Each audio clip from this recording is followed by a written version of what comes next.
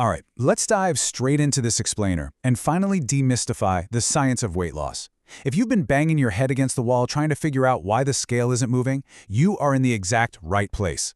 Today, we're going to break down the absolute core of fat loss into something so incredibly simple, it will completely change how you look at food. Let's be real for a second. We've all been there, right? You've completely stopped eating rice. You've enthusiastically jumped on that new trending diet your friend absolutely swore by. Maybe you've even skipped dinner and just went to bed hungry. But the weight still isn't coming off. It is incredibly frustrating to put in all that effort, restrict yourself, and see absolutely zero return on your investment. So why isn't the weight coming off? That's the million-dollar question. Well, here's the thing. Most people fail because they focus entirely on what to eat. They obsess over picking the quote-unquote right foods instead of understanding the one undeniable biological rule that every single successful weight loss diet follows. Once you grasp this one rule, fat loss will finally start making sense. Section 1. What is a calorie? First, let's understand one really simple thing. A calorie is just a unit of energy. That's it. Your body is basically a machine, and it needs energy for absolutely everything you do. We're talking about breathing, walking, thinking, digesting your food, and, of course, exercising. And literally, every single food you eat gives your body these units of energy.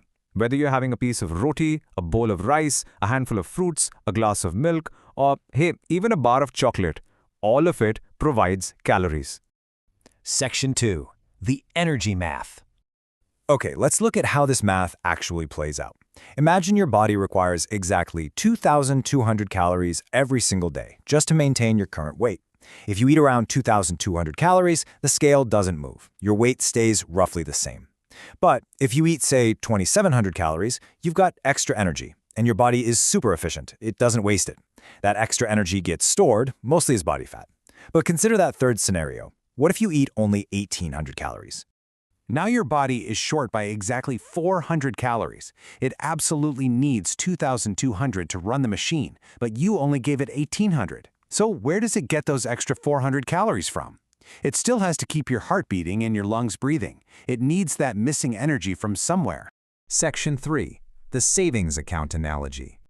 Think of your stored body fat exactly like a financial savings account. It is literally just stored energy being saved for a rainy day. Let's break this comparison down because it makes the science crystal clear. Imagine you need 2,200 rupees today to pay your bills, but you only earn 1,800 rupees at work. You're 400 rupees short. To cover that remaining 400 rupees, what are you going to do?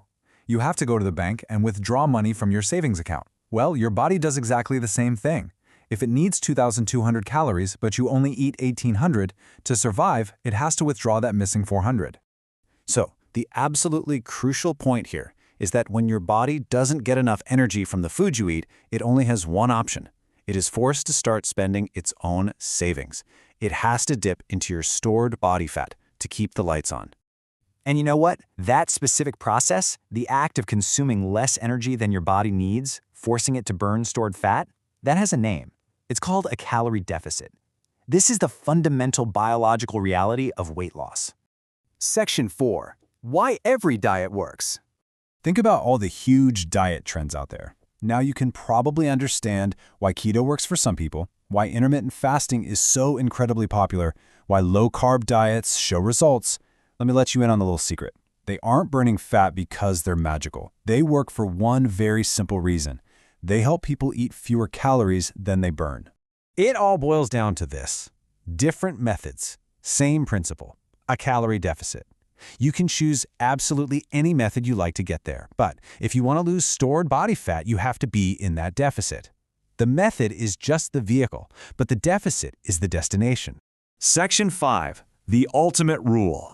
So the next time someone tells you, hey, stop eating rice, or tries to sell you on a brand new miracle diet, remember this undeniable equation. No calorie deficit equals no fat loss. Period. You literally cannot outsmart biology. You really don't need a magical diet. You need the real formula. And here it is.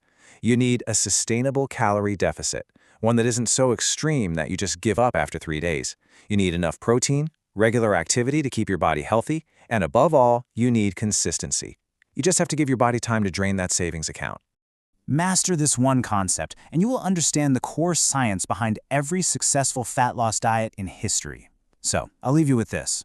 Are you ready to stop searching for frustrating miracles and start mastering your body's savings account? The science is on your side now. You've got this.